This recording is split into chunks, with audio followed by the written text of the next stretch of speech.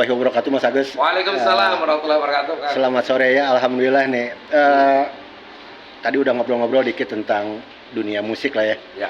Mas Agus, ide sampai bikin disertasi soal nasyid metamorfosis itu apa? Ya. Jadi itu di tesis ya. Di tesis saya bikin judulnya nasyid morfosis di Indonesia. Ya. Nah, di disertasi saya bikin lagi. Tapi untuk ide yang pertama, kenapa muncul istilah nasyid morfosis? Karena saya melihat nasyid ini mengalami proses perubahan. Ya dari yang pertama kali muncul sampai sekarang. Nah, jadi objek penelitian saya itu dari tahun akhir tahun 80-an sampai 2019. Ada sekitar 7 grup nasyid. Ini unik banget. Awal nasyid itu alirannya Haroki yang gayanya nyanyi-nyanyi yang semangat. Yang 2019 gayanya konsep musiknya EDM, Electronic Dance Music. Kebayang nggak? Dari Haroki ke EDM. Ini kan proses metamorfosis yang dalam istilahnya saya buat menjadi nasyid morfosis. Kenapa nasyid morfosis? Karena nasyid itu media.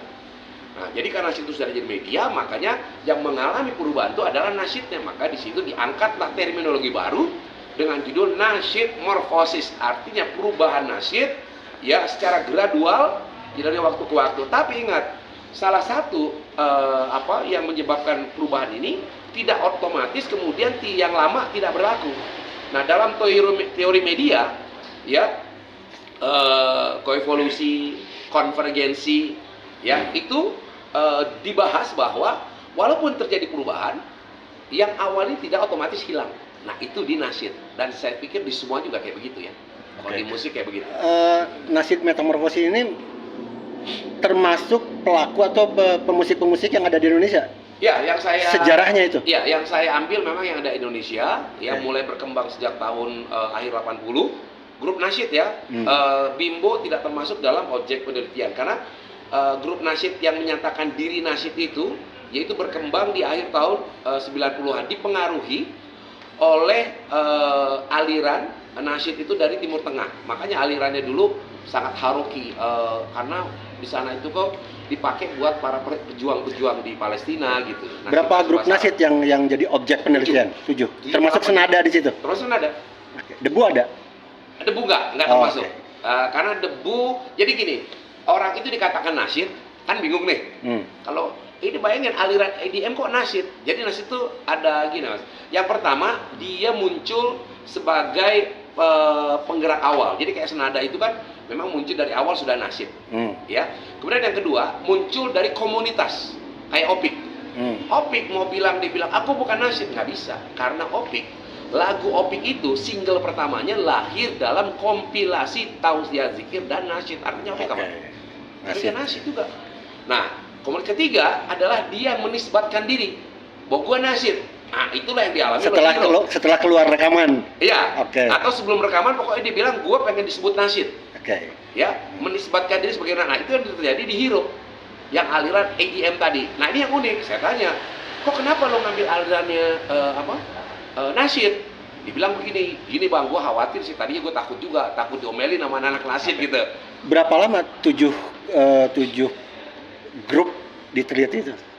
Kalau penelitiannya sih nggak lama ya, paling berapa bulan gitu, karena interviewnya gitu kan. Kan juga kita menggabungkan tidak hanya dari interview saja, tetapi juga dari sumber yang lain ya, baik itu data-data primer, data sekundernya, dari literasi, ya nggak dari. Dicetak dalam buku? Iya, di dalam tesisnya nanti inilah yang mau dibukukan rencananya. Publishernya udah ada, Pak? Ini yang belum nih, belum ada publishernya, tapi sudah ada pihak yang kepengen sih. Artinya kalau memang ada publisher, oke, bisa kita keluarkan dan ini bisa menjadi bahan diskusi literasi untuk anak-anak nasyid. Tapi rencana udah beres itu? Kan tesisnya udah. Tapi kan bagaimana tesis ini kemudian dibuat dalam buku itu kan lebih mudah. ISBN-nya udah? Ya belum, karena belum masih dalam bentuk tesis. Gitu. Nah sekarang saya lagi minta teman saya untuk menggarap tesis itu menjadi buku. Gitu. Nah kalau ada yang berminat, ya silakan gitu. Karena ini bisa jadi kita bisa roadshow nih dari satu tempat ke tempat lain. Wah itu mah tuh. Ya kan? Bukan roadshow lagi. Iya sebagai literasi itu kalau menjelaskan nasyid di Indonesia itu kayak di saat minat baca kita kurang, ini akan jadi alternatif bacaan yang segar ya. Tidak hanya alternatif bacaan, ini kan ada semangat dakwahnya di situ. Jadi yang membedakan nasyid gini Mas, pelaku nasyid itu adalah pendakwah itu aja. Oke. Jadi kalau hanya sekedar nasyid, sekedar nyanyi itu hanya sekedar mengambil euforianya saja, hanya untuk popularitas, nggak akan lama, nggak akan tahan dia. Nah, poin pentingnya di dakwahnya itu Ya, ya. di dakwahnya. Sama hero tadi, bayangin coba di dunia pop dia bisa masuk ke nasyid. Yang menarik apa kata-katanya? Kenapa gue di nasyid? Karena menurut gua kata dia, nasyid ini yang paling konsisten.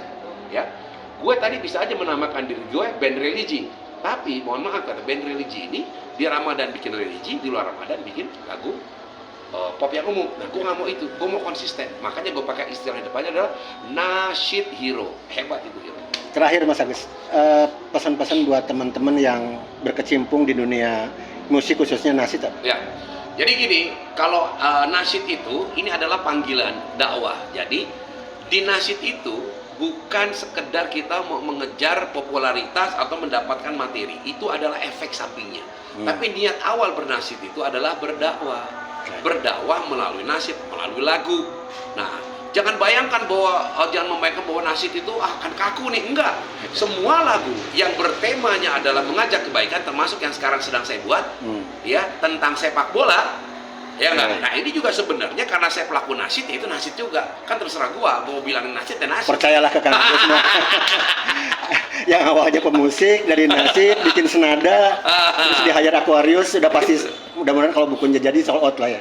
Amin amin. Terima kasih Mas Agus. Assalamualaikum warahmatullahi wabarakatuh. Waalaikumsalam. Yengki dari Majalah Jakarta. Nah,